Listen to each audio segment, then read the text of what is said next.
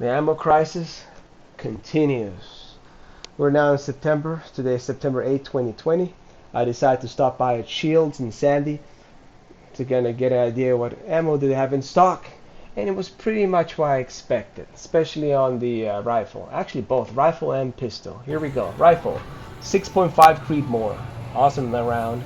243 Winchester. Several different brands, different loads. 270s. We got some 30-06. Great hunting round for your M1 Garand or your bolt hunting rifle.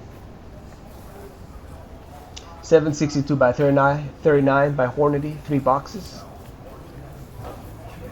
308.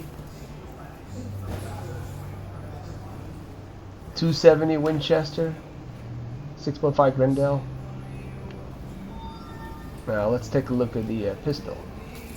Guess what they have? I knew it. Quite a bit of 40 Smith Wesson. And my favorite 10mm caliber, known as the 10mm. There you go. There's some 10mm defensive loads. Federal Fusion, that's also for hunting or defense in the woods. Hydra chocks, it's alright. Some 10mm. A whole lot of 500 Smith Wesson. Yeah, I wonder how many people have such revolver, right?